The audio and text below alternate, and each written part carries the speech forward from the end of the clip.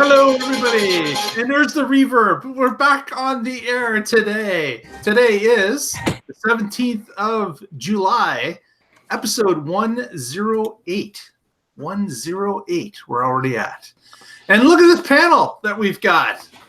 And one of us, not going to say who, has the lower third today. I don't know who that could be. Mr. So when he talks, how on earth did you get a lower third and not share with the rest of us? I want to tell you, I slept with Google. That's how I got it. I slept with Google. Yeah. Hit your stopwatch, Russell. It's already stopped. Yeah. I mean, space dildo. Okay, there we go. Now I've done it. Yeah. Everybody drink. Everybody. Welcome to the chat room, people. Next, we've got Mr. Fusco has joined us this evening. How are you today, Evan? I'm doing wonderfully. Thank you very much. I wasn't sure I'd make it. Got several things going on around here, but here I am. So glad to be here, and I'll try to pay attention to the chat room tonight. So if there's any input there, I will share it with the panel. Very good, very good. So if you're in the chat room, feel free to submit show titles as the show goes along. We record those and we'll use one before the end of the night. And last but certainly not least, Mr. Casey Green in South Carolina joins us today. Oh, unless he's moved from South Carolina, we don't know. Where are you? Still in South Carolina. All right. But next week we'll be somewhere else. Next week is the week, huh? Okay. Yeah. All right. So will that be the mobile show from the Model X? It might be. Who knows?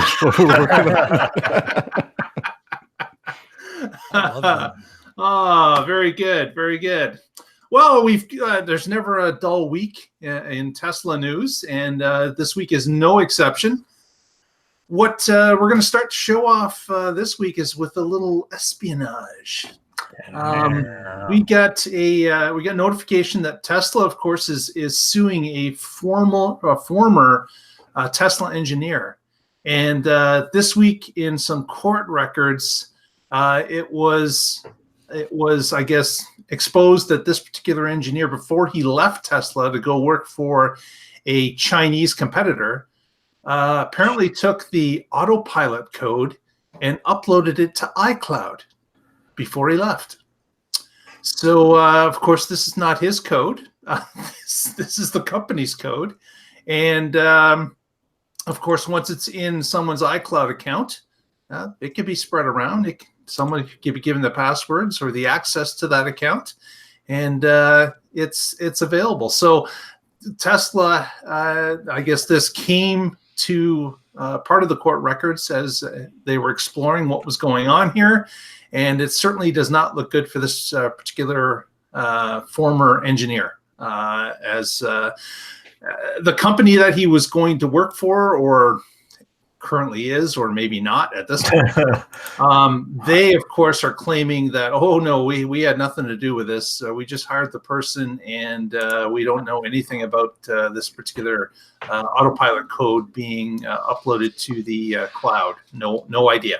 Yeah, it doesn't look even close to Tesla's design. I don't know where they are making this stuff up from, right? Right. Barely any resemblance at all there. Yeah. So yeah, the story is purely coincidental. I mean, look at that left quadrant. I mean, it couldn't possibly be the same. Yeah, I believe that's idea. Yeah, one's in kilometers, one's in miles. There you go. There's right there. Yeah. Well, that's the difference. I mean, that makes all. One's receiving a bug report, and the other is not. Yeah, and I'm pretty sure this guy still is working for the Chinese company, because what do the Chinese care, right? I mean, they. Well, they care in publication at least, because what they're stating, of course, their media end is indicating that they want nothing to do with this. Whether or not that's the case, or there's any real repercussions for them, we don't know. But, so I got two things on this. Shoot. Is that permission to go? Okay. So first thing, coincidentally, or not, the same thing happened to Apple. Somebody accidentally borrowed some Oh, chat room, I love you. Somebody accidentally borrowed some of their AV code and went to China with it. Oh, That's thing number one. Thing number two is one of the interesting conspiracy theories, and in general, I hate conspiracy theories. They're just tedious. But there's a really good one going around about the whole reason why the Chinese were so aggressively welcoming for Tesla to build their factory in Shanghai was so that it'd be just like a piece of cake to steal everything. right. About their manufacturing processes, about whatever Tesla has in this building. And, that's a really interesting concept. I can see that. Pretty elaborate plan, though, the size of the facility they're building to acquire that. And I don't disagree with you. Like, wouldn't it be easier to hack their computers? And maybe, but the other side of it is, they've, like everyone else, has heard Elon talk about how revolutionary his manufacturing processes are and how proprietary that knowledge is. So that's all I got. I'm not going to even say that I believe it. I just think it's an interesting, in a world of boring conspiracy theories, that's a really interesting one. I have to say that isn't every company on Earth realizing what the Chinese are doing by now? Oh yeah, most of them complain about it, but isn't this just this is a foregone conclusion that if you set up shop in China, this is exactly what happens each and every time? It's got to be. This is new though, that they don't have a partner, and they own the building, they own the land. They got was it a grant or a loan? And it's a completely new tactic from what they've done in the past, where they force you to work with a local company and own 49% of your company. Right. But that theory, it makes sense. It's in line with what they do. Yeah. If you're old enough, and I'm not, but I'm old enough to have heard the stories. Way back in the post-Second World War days, this was allegedly how a lot of Japanese manufacturing got kickstarted, was by coming to America. We were working with them to rebuild the country and grabbing a lot of industrial knowledge that we had, taking it to Japan. The thing the Japanese did was kind of take it another step further and become clearly the manufacturing powerhouse that Japan is. Yeah. So it's not like there's no precedent for this. Right. Well, I guess time will tell. But I got to believe that Tesla's aware of it before they set up shop. But they chose that that's the route they want to go, regardless. So, do you want to sell cars here or not? Yeah, and they definitely do. They definitely do. Well, while we've got you watching this show for the first time, if that is the case, we'd love for you to press that subscribe button, give us a number, press the little thumbs up sign, give us a like. And if you want to be alerted every time the show starts, ring the bell and you will get alerted every time the show goes to air. So help us out and subscribe to the show if you have not done so already.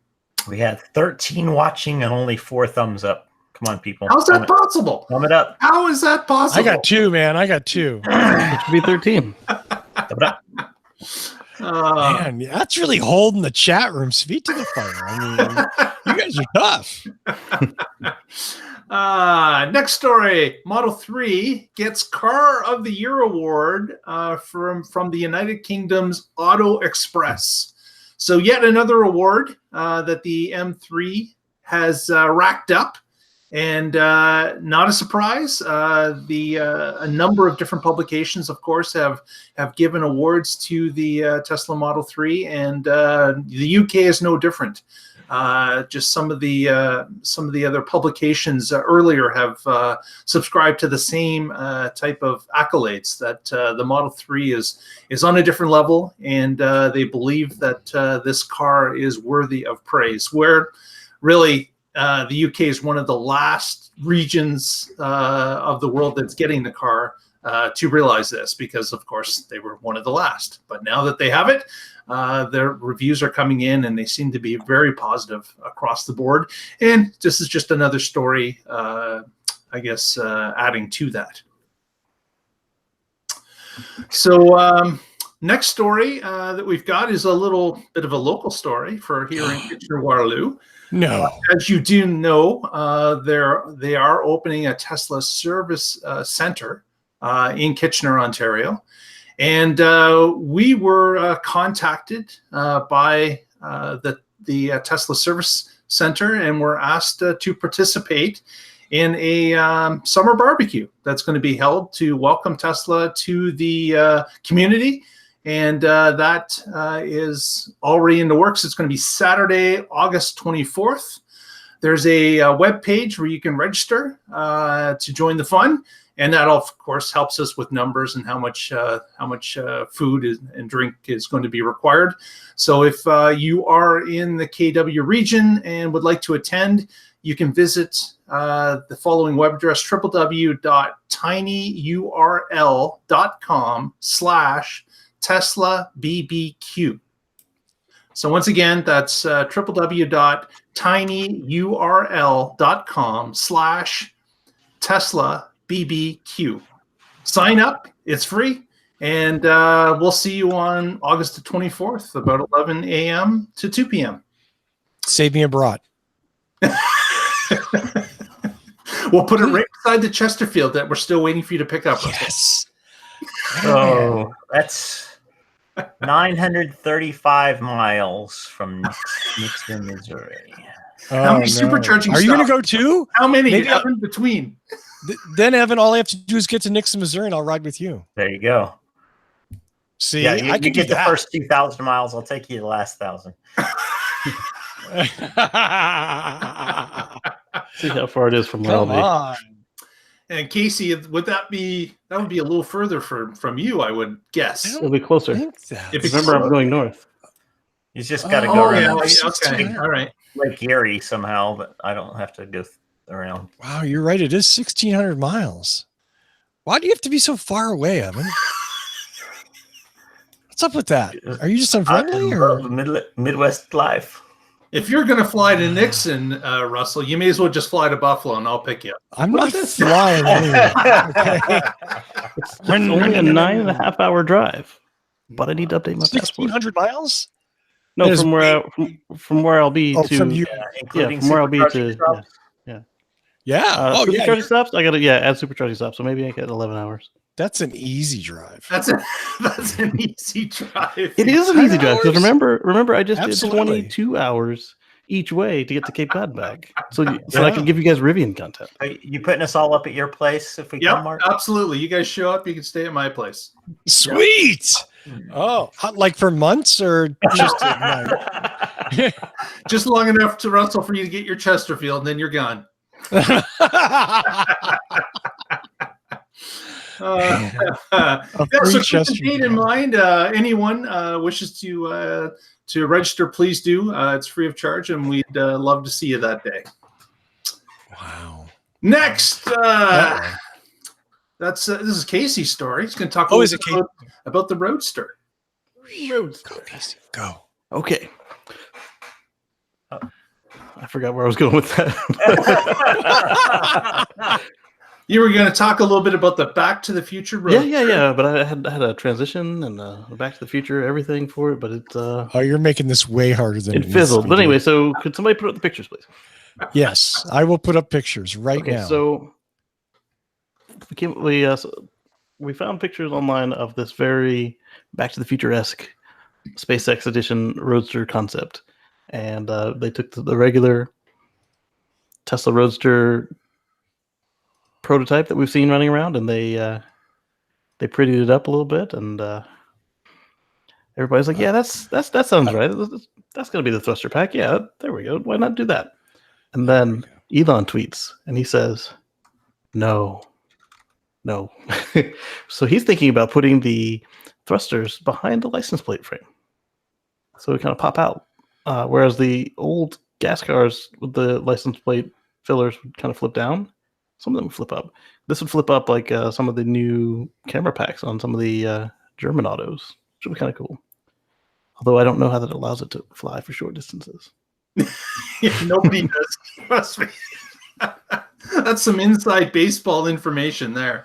I like I said, I'll be happy if I can dial in on the computer to pass some slow guy. Just hop over them if the autopilot determines it's clear. Oh, bloody hell. Just hop over him. Yeah. Yes. That'll work. Absolutely. Star hop over him? Yes, Is that what you mean? they I'm are gonna cold gas star- thrusters. You lose your back seat. What's it good for? Ay, ay, ay. It's- I got Oh, nothing. Yeah, I don't. You know what? You guys in the chat room aren't going to drink on me tonight. That's all I'm saying. well, our next story comes from the wonderful world of Disney. And Mr. Fusco has got some information about what's information about a rumor that comes from a rumor site that might be true. Hey, that's information. So, the article we've got is from Electric, but it actually I first saw it on some Disney pages that I follow about a transition from the Tomorrowland Speedway's traditional noisy, stinky gasoline run go-karts. They call them go-karts in the story. I don't know if you can really call them go-karts since they're track mounted, but and transitioning those all over to electric Tesla go-karts that you would now be driving around the track. And I always thought that was a good idea to have, that they should be electric anyway. I wasn't quite sure why they stuck with gas all those years, because it was noisy and stinky, and as Mark put it, they had to exchange new cast members every 4 days so they didn't all die of carbon monoxide poisoning, I guess. But so rumors originally came out on a Tesla news page that's known for kind of picking up early on some stories, but I've yet to see anything that definitively confirms this. It would be really interesting to see what that relationship looks like. Kind of hard to believe that Elon and Tesla could play nice with Disney, but if they can, that would be great. I think can't beat the advertising of getting a bunch of impressionable little kids driving Teslas in the early days of their lives, and assuming that's what all cars will be like one day. I like the idea. So, is this the antique car that's on the track, or is this the go-karts? Because as a kid, I remember the car that kind of was locked into that. You could steer it left and right, but there was a rail, and once it Right hit in it, the middle. Yeah. and then there was the go-karts. This is the actual speedway. Yeah. So it's the one With the rail. Autopia. that everybody follows. Yeah. So is that one Autopia, also on a rail? I haven't been to that one. Oh. You haven't seen that? It's called the Tomorrowland Speedway. Yeah, every time I go, it's down. Oh, is that what it's called? There's So a reason for that, because all the employees, they got a day. done. Put the sign. It's just insane. And I've I've only got been 3 times though. an actual photo here. It's kind of small, but you've Wow, got is that small? you've Yeah, I've got never a been to that. picture of these two tracks with these cars on it, and you're standing on a bridge that goes over it, so you can load on both sides of the car ramps. And But inhale when the you're fumes standing- while you wait in queue. Yeah, and when you're standing on this bridge, the fumes are just coming up over the bridge, and you feel like dropping if you're standing on this bridge for too long. Are they also So- 2 cycles? Yeah, two. Oh, even better. Yeah. So the talk is, and I don't know how many times we talked about the same thing that Evan said when we went to Disney World in Florida, was, my goodness, this would be a perfect setup to have an electric setup, so that first of all, you don't have to stop everyone and gas these vehicles up, or have double of them in order that you have to gas them up. Having an electric or a battery in them will avoid the fumes and make things quieter, instead of having all of these little engines running all at the same time and producing horrible fumes everywhere. So I haven't been to Disney World in Florida in forever, but I have been in Disneyland here, and there's a glitch. There's a fly in the ointment. And what is that fly? Well, if you look at my picture there, you'll notice it says, for Disneyland, this may not apply to Florida, Autopia, powered by who? Honda. Honda. And even though they have a funky little, like, sort of JDM car, and they have one of their robots there, Yeah, they're all the same gas cars they've always had since the 50s. right. So I wonder wonder if this is just one resort rather than multiple resorts, and how long their agreement with Honda is. And for that matter, Honda could certainly make electrical powered cars. They have the Honda, what was it, the E The Up? Clarity. Well, it's Yeah. Clarity, but the new K car thing, the E Up, it looked really cool. It was like but a retro. It looked Also, cool. keep in mind that Disney sells out to as many corporations as they see fit. GM Absolutely. is actually sponsoring at Epcot the Fast Track ride. Yep. So for every ride, it could have a different corporate sponsor. Absolutely. And there may be, of course, a mix, but it would. You're right. It would be interesting to see what actually comes of this. But the rumor was at least interesting to see that there are talks. I'm in favor of getting rid of the gas mobiles, whatever brand comes out. It's just because They're horrible. like I was watching employees literally coughing away as they were loading people into the cars, and I was thinking, man, this can't be good for an employee that's sitting there sucking this in for 8-hour shift. It would be horrible. I would ask for a transfer because I just wouldn't be able to stand it. I agree. Yeah. But we will see. We will see, and as developments continue along, we will definitely update from what we find.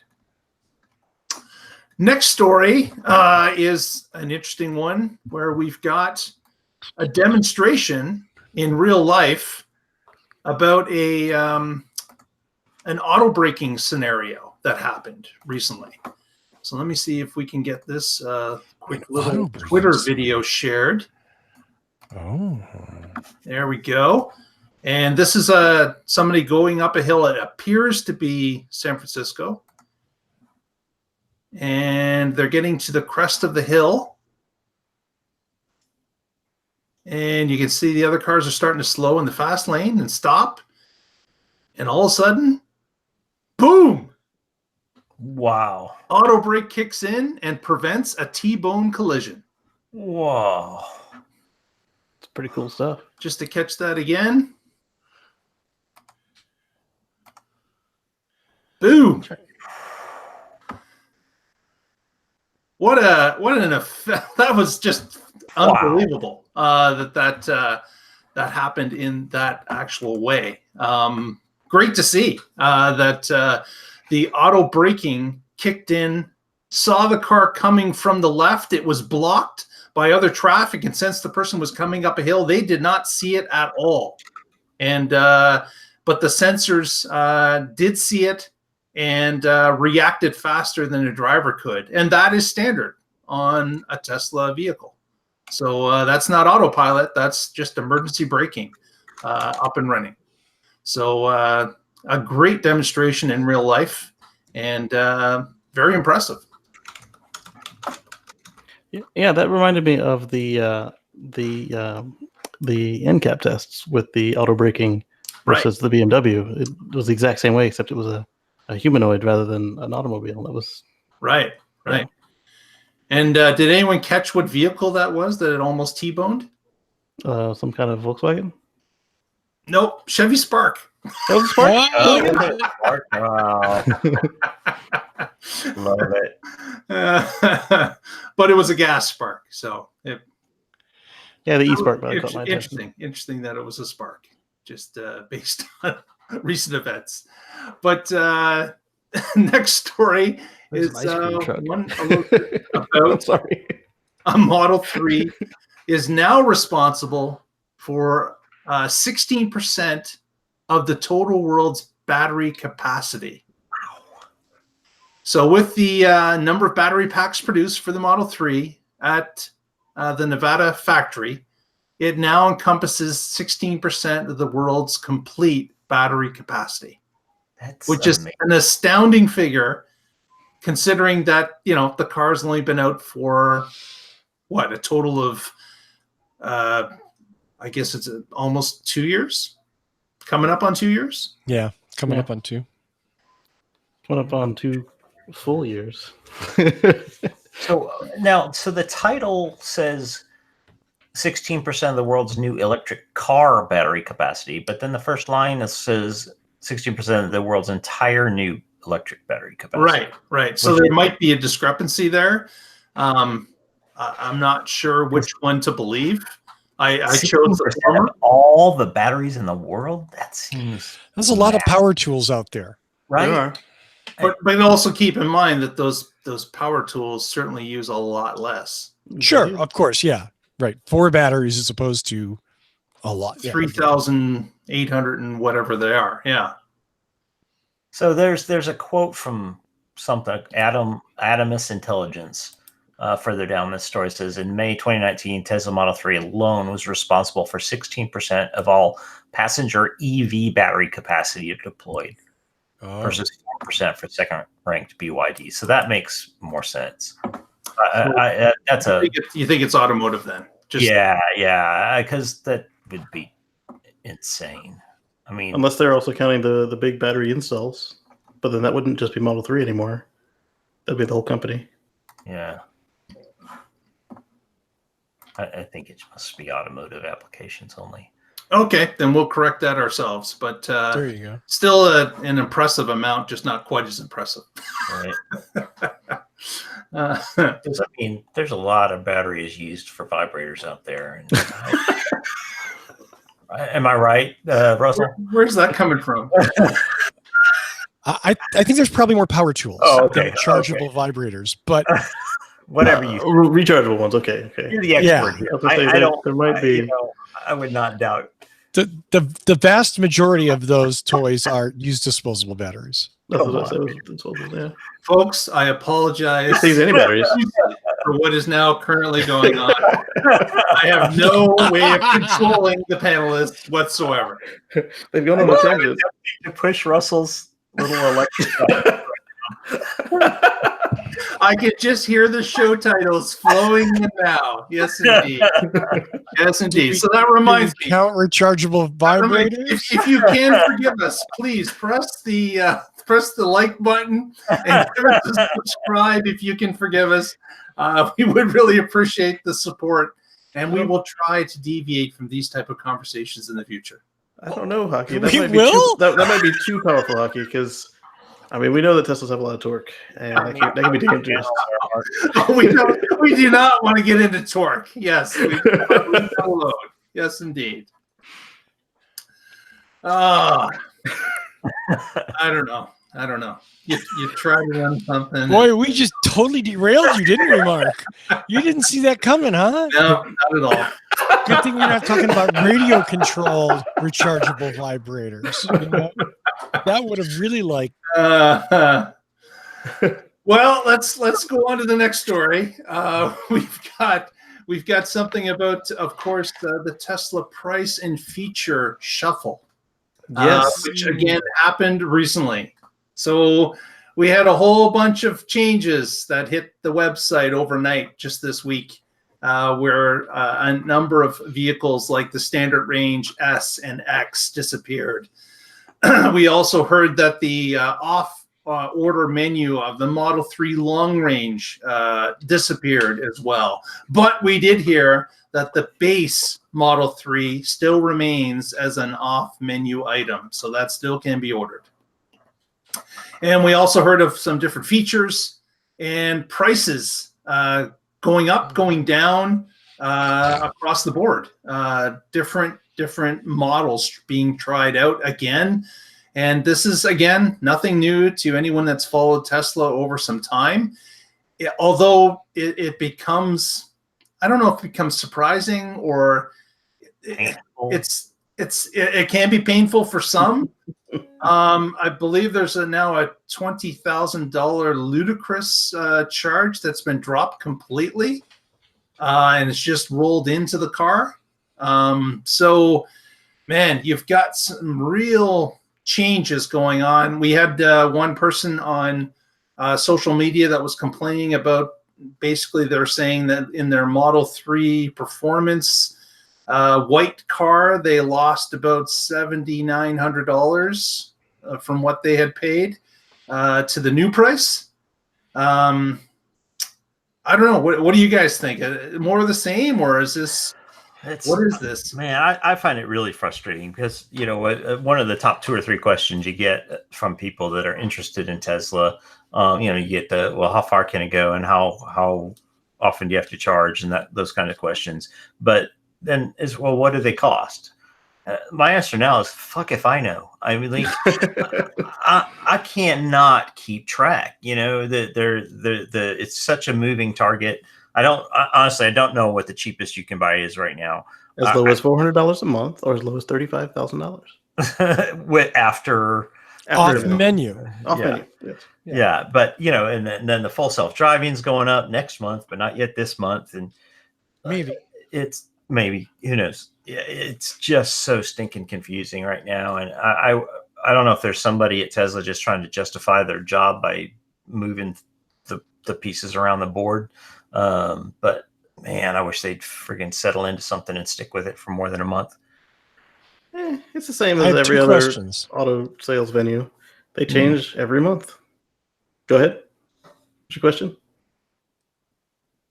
You think? Since I didn't think they changed that much. I mean, They do. They do. MSRP for MSRP doesn't change, but the money on the hood and the owner loyalty and the trade-in. The dealership money changes. Yeah, but a lot of that is driven by the manufacturer.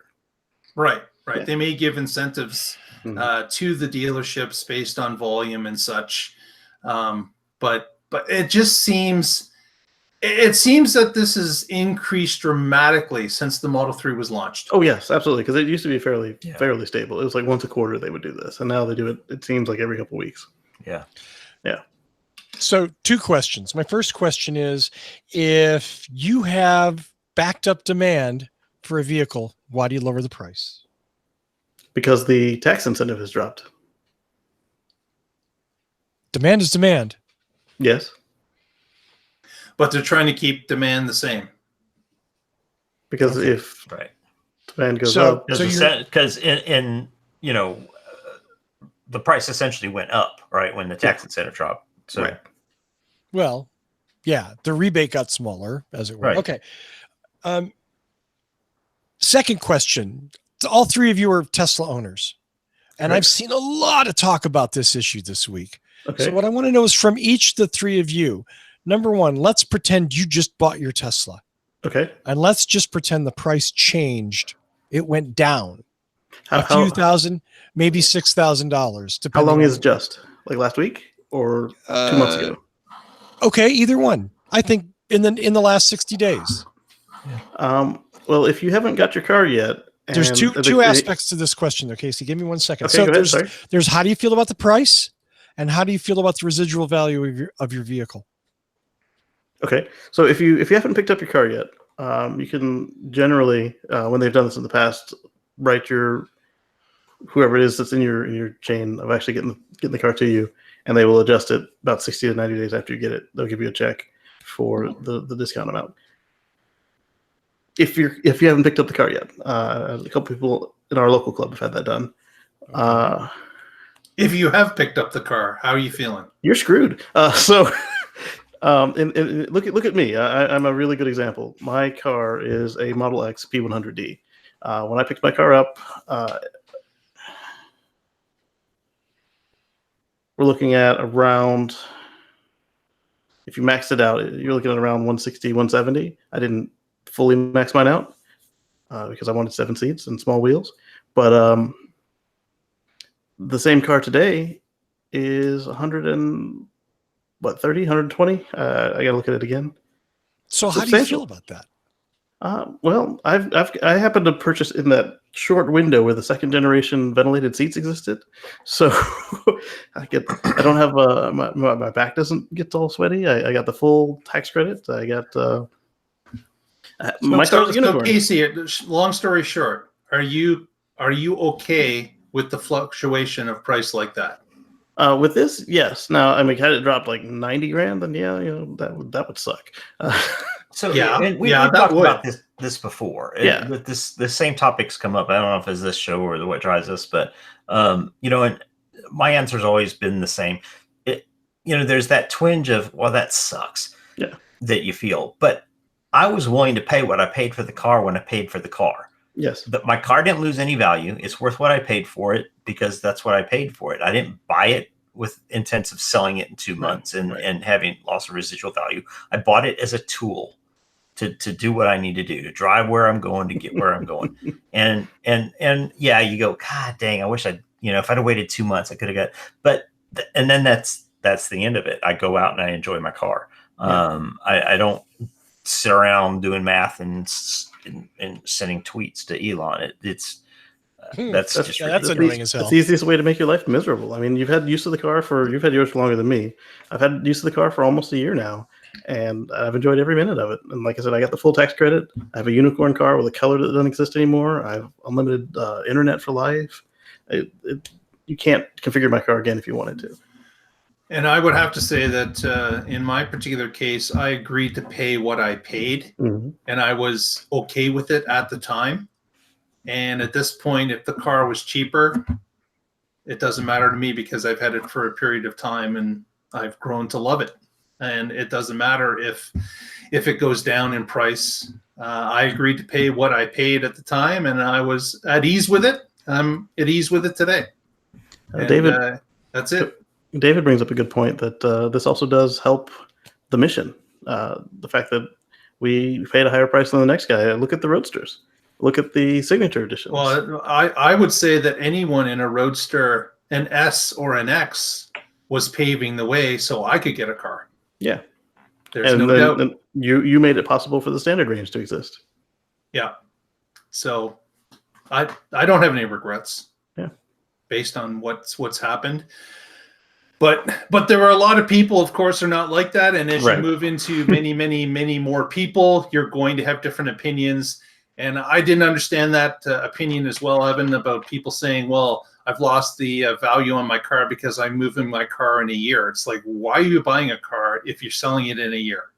I just don't get it. Well, okay. So can I respond to that? Yep. I get it. And all three of you expressed more or less the same sort of feeling that, like, I bought what I bought and I'm happy with it. And that's awesome. And I don't want to spoil that. But the other side of it is one of the things that goes into purchasing a motor vehicle is resale value, is the value of the car. A lot of people say car company X isn't all that great because as soon as you drive it off the lot, it's worth 50% less. So generally speaking, with luxury brands, not all of them, but some, you want that car to retain some of that value. Now, that may not motivate you guys, and I totally get that. Well, That's with fair. that, one place is really going to screw us all is insurance. So say something terrible happens to any of our vehicles, they're going to base it on the new price. And that's going to suck. Yeah. Yeah. Continue. I'm sorry. Didn't mean to. No. I just I don't want to bang that to death, but I do think I think it's commendable, and I get it. I understand why you guys don't really care, but I also don't think that people that do care about resale value, about the value of their vehicle today, they didn't do anything to it. They didn't put any miles on it. They didn't add any time to it, and in a sense, those vehicles are worth X dollars less. Is something going on that you guys are all like watching the screen? I'm trying to watch you. Oh, like, is there something coming out of my nose? Basically, No, the the chat room is saying you're wrong, Russell. That's how I'm interpreting it anyway. Yeah, exactly. Chat room's always saying I'm wrong. Right? Well, and another point to the diminishing value is because I'm using my car for business, and I did do the business deduction. As far as the government is concerned, my car is worth nothing.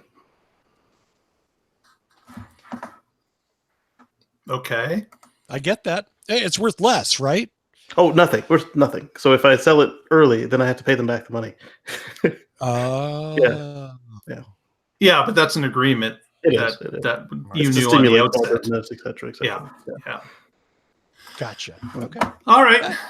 Well, again, I don't think this is going away with price fluctuations all the time. This argument's going to continue to happen. So we will see if Tesla gets more stable with this, or if these demand levers that they're pulling is to try to maybe flatten out demand so that they're at a constant rate and they don't have to fluctuate the manufacturing of the cars too much. I don't know what the reason is, but hopefully we'll get some insight as time goes along. Next, our Twitter feed, which is a great segue to tell you what it is, at the Tesla Life, got notified by a Stephen James that he released a new song. I tried to get permission from Stephen to play the song on the air, but I didn't get a response back quick enough. So maybe we'll have it for next week. But you can look it up and find out what it is. It's called No Gas Needed, and the artist is Stephen James. And it is a pretty good song that he has written and sings. It's recorded on YouTube, and you can download it on Apple Music and other streaming services as well, as I found out. So once again, the song is called No Gas Needed, and the artist is Stephen James, Stephen James. And check that out, and maybe send us a note in the social media feeds. Let us know what you think of it. But kind of cool. Russell, could I stepped all over your story. I apologize. No. Could you talk a little bit about, since we're talking about pricing earlier, about full self-driving increasing? Yeah. Oh, you want me to talk about this? Do you know anything about that? I hear there's this thing called FSD that people pay for and wait years for, but it doesn't exist, and it'll come out no. So I mean, again, part and parcel with Tesla's price changes have been Tesla's making adjustments to the pricing of full self-driving. Elon tweeted this week that starting, I'm sorry, I have to look at the thing. It was August, right? 16th, yeah. August 16th. Starting 8/16 of this year, according to Elon Musk, who's allegedly connected to Tesla somehow, he says you're going to see a $1,000 price increase with enhanced summon. And that will coincide with the enhanced summon wide release. Right. Some guy with no title at a company called Tesla. Yeah, that's the guy. I don't know. So this is sort of, Elon's got kind of a, well, I'm gonna go out on a limb. He's got a really wacky fucking perspective on this. That as soon as FSD and enhanced summon are activated, your car's suddenly going to be worth upwards of $75,000 to $200,000. So he's raising the prices on these things because he, in a very legitimate business sense, feels that Tesla should make some of that money rather than it all go to the owners or all go to people who will allegedly buy these vehicles because of these enhanced driving features. Right. Sounds kind of quay to me, but what do I know? And then there's the other part of it is he also added in that tweet that he's going to be upping the price every few months after that. Yeah. I mean, so I wanted to hear from the other panelists about what they felt about this type of announcement. How do you guys feel about this? Well, my Autopilot 1 car never did come around the corner to pick me up from the front door, but I have seen other people's enhanced summon vehicles actually do just that, and one of them even let me do it with the phone on his car. So. They finally come out with that part, and now I'm just waiting for them to download it into my car. Yes. Evan, what's your viewpoint on this? Kind of like the other story. I mean, it's so frustrating that they, just jacking up the prices for features that have been promised forever and still haven't been released. And it seems like they could have waited and release the features, and then when everybody starts crapping their pants about it and going, wow, this is really amazing, then you start jacking up the price. Now you've got something, but when you're announcing it even before anything's happened, because it's been 6 weeks away for a while. Yeah. Right. Yeah. So it's frustrating. I wish it wouldn't be that way, but I'll tell you what, CEO, if they had released the enhanced summon and then just quietly updated the price on the webpage, I think that would have been more effective. Because then people say, "Oh crap!" Every time a feature comes out, he raises the price on this thing. Yep. And then he would never have to speak it. It would just I think I like Evan's way even better. Is that they release it, and then they make an announcement after 2 weeks after the buzz about it is at full flight that, you Yep. know what, you've got a week and then it's going up. That's true, because then they could actually make some sales out of it too. Right. Yeah. Yeah. Yeah. And right now, they may get a few sales of people going, well, I was going to buy anyway, but I might as well, I'll buy a month sooner so that I don't get hit with that price increase. But I don't think you're attracting any new customers. Or in fact, maybe you're scaring away potential new customers Right. by, Right. because they don't really know what it is and they haven't had a chance to get excited about it. And Russell, you might have known that we ran a Twitter poll on this exact same question. Yeah. And we had almost 700 people respond to it. So let's just take a look at what they had to say. We had the question of about this new price rising and does it motivate you to purchase now? And we had 14% said that yes, they'll be ordering before or by August 16th. We had 44% say no, it's not really motivating me. And we had 42% of the respondents say they already have full self-driving, so it doesn't affect them. So that's an interesting number, just in the fact that it's letting us know that, and of course, this is an unscientific poll, but it's letting us know that in this particular case, about 42% of people bought it with the car or have already bought it to this point, which would always be an interesting number to know, which of course Tesla does not share with anybody as to what features are purchased with their cars and what are added over time or not added. But this particular poll shows about 40% bought it with it, which is a pretty high percentage, 40% of the So can I respondents. restate that? Yeah. So if Elon's trying to motivate people to buy, what he's done is he's motivated 14%. Yes. It's another 86% of the people are like, whatever.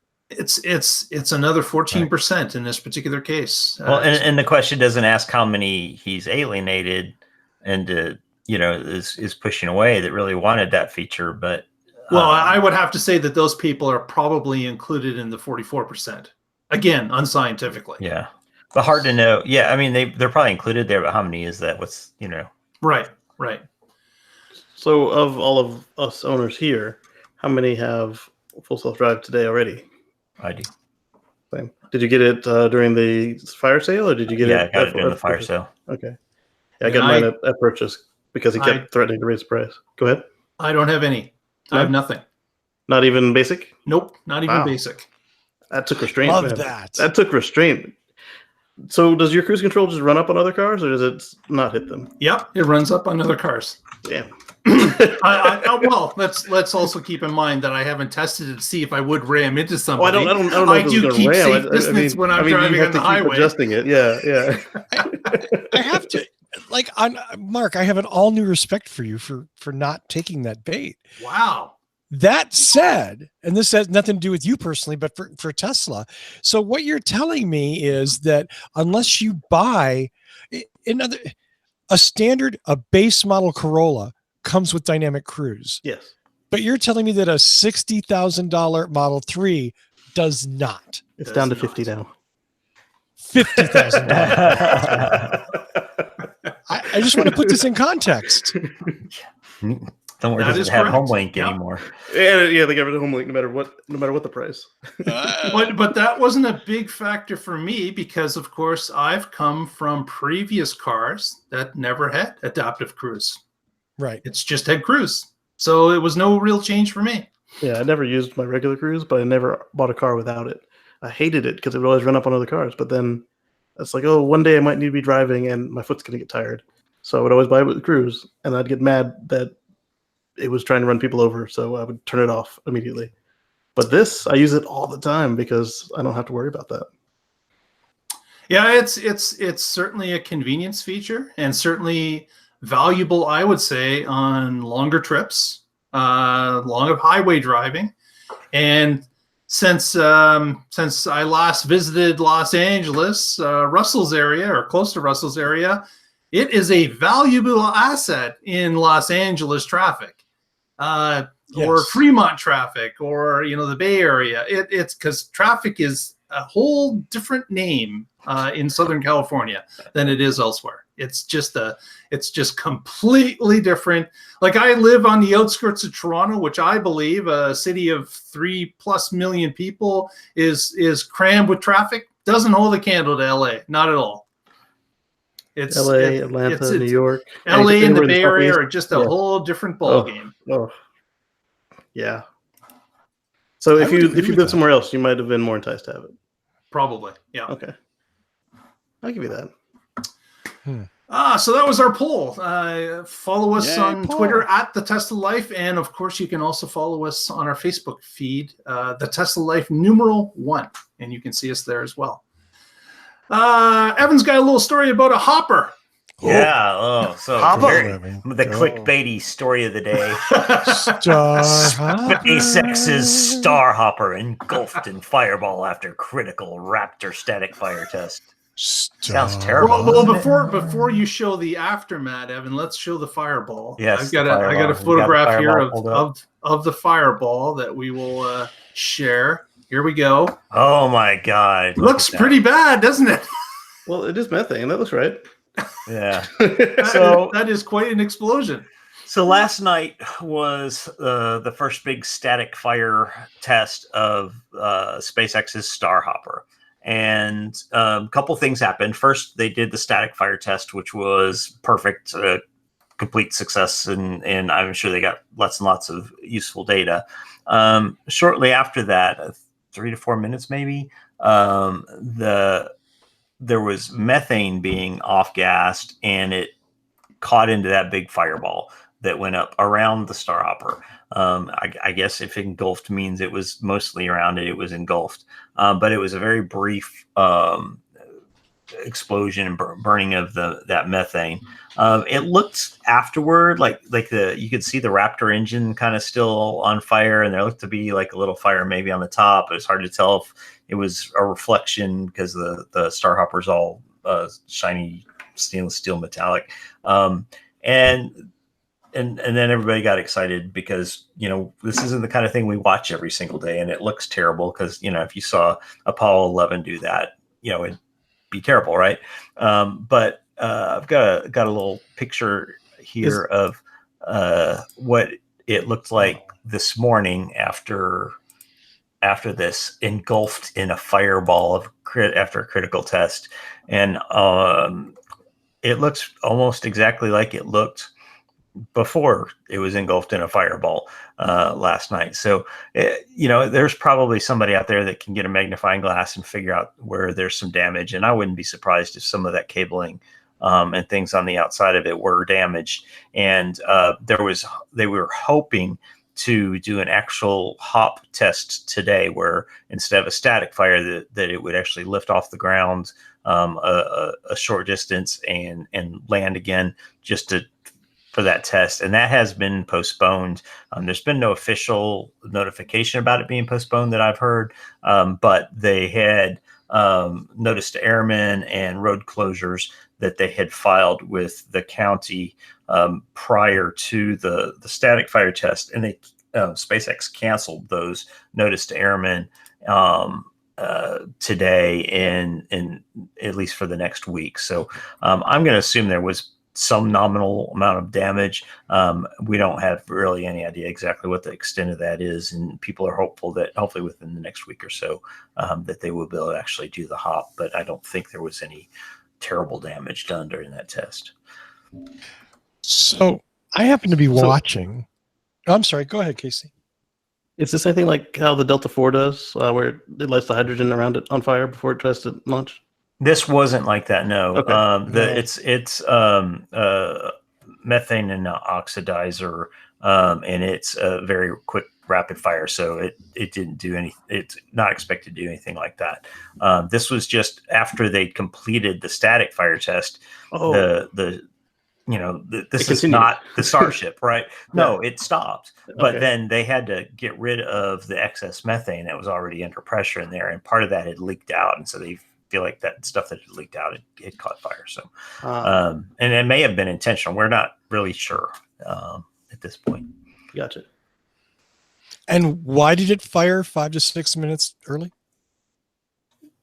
Why did it fire 5 to 6 minutes early? Mm-hmm. No, you mean after the static tested? Oh no, there was some no, dude. There was a I'm dude on Twitter that had said that it was supposed to fire at 10:30, but that wasn't anything official. And actually the I hate to call it a rocket, but the test bed had been completely fueled. You could see the off gassing of the engine, so it was prepared. So I assume they fired it because it was ready to fire. But there wasn't like a predetermined time announced anywhere of exactly when it was going to fire. There was no countdown, nothing like that. They fired it when they were ready to fire. Right. Okay. And that dude on Twitter, I mean, he's a knowledgeable guy. It's I follow him too. It's at NASA something or other. I can't remember his name. He's the one that had stated that, but and he's usually kind of on point, but I don't know where he'd gotten that specific time because that wasn't announced anywhere officially. All right. Friend.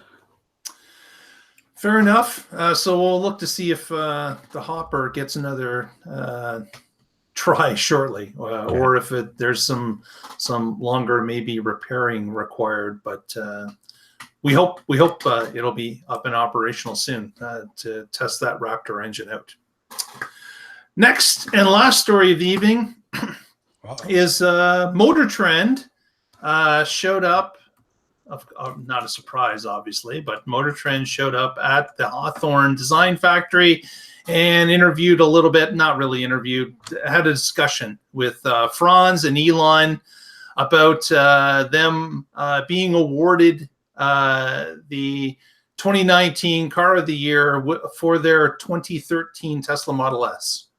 So the story behind this is that Motor Trend looked at what's happened over the past 6 years since the 2013 Model S was introduced, and they indicated that really not a lot has changed in the competition compared to what Tesla had offered in 2013, and that 2013 car still beats the competition as of 2019.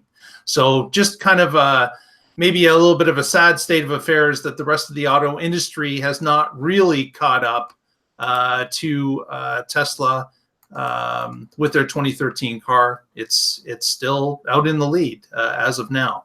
That hopefully that will change. Competition will start to come. We've seen some definitely starts and stops with the electrified industry.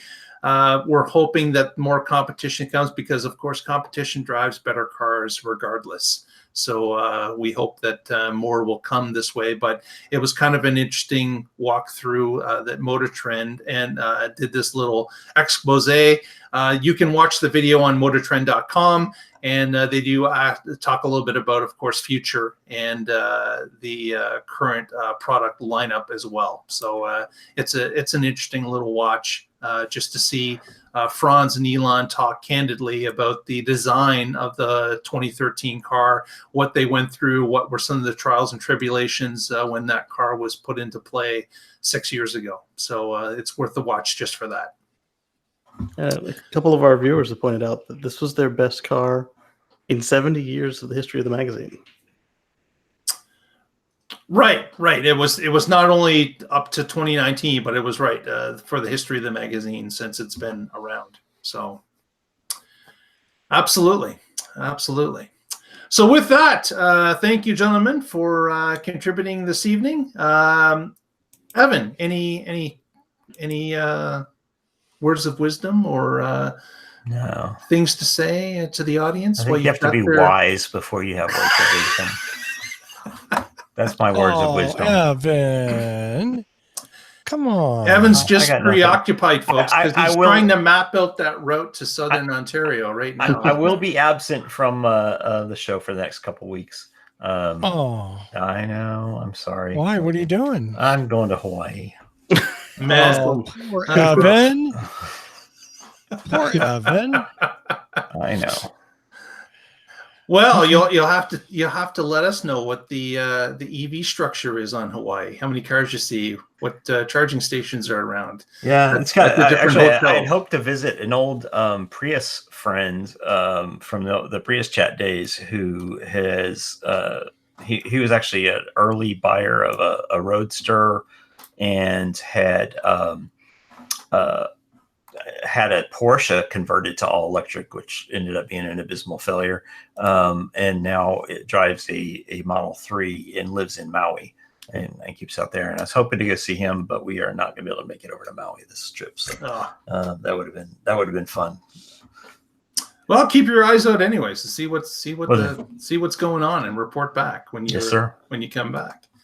Mr. Green, anything to promote? Anything to tell us about? Maybe video wise? No new videos, but I've got a lot of stuff in the queue. I will probably have more time for publishing and editing once we finish this yeah, move. you've got a move in progress. That's gonna take a lot of your time, I'm sure. That it does. So. And finally, Mr. Frost. Oh, look at that lower third. It makes me It's so beautiful. It makes me so happy. So, you know what? I have a friend who is quite the musician. If you're around in the DC music scene, you've probably seen her. She just released a new song. I don't know if you probably can't hear it, but you can see it with her duo, Two Dragons and a Cheetah. Go to YouTube, click on this video and watch it, like it. I'm not even saying you have to buy the song, but Two Dragons and a Cheetah. The song is called Wind Me Up. And it's a really great song. Because I feared retribution after Russell shared it. If I didn't go watch it, I did watch it. And it's very cute and they're really talented. Oh, it's cute. You retribution what? You know what, Fusco? You make me feel bad for my lack of musical knowledge if I don't like try out the things. Oh, do I? Yes. I think I need to go to Hawaii and be part of your vacation.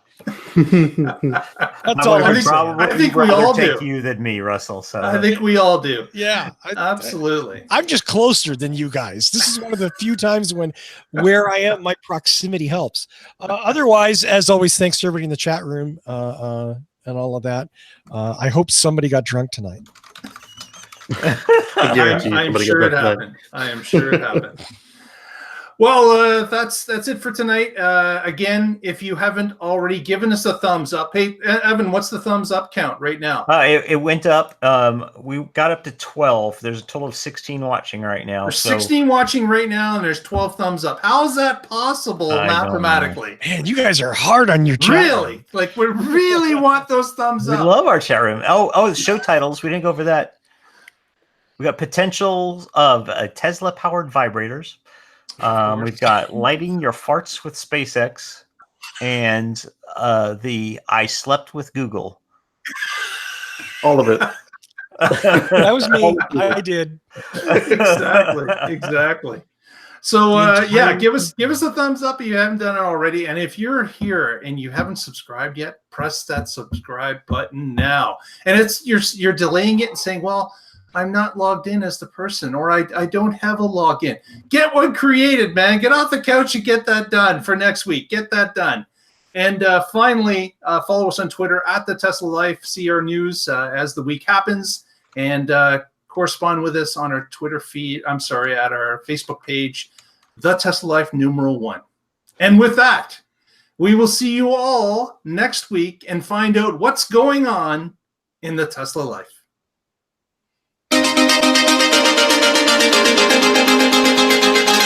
Good night, everybody. Have a good week. Timber.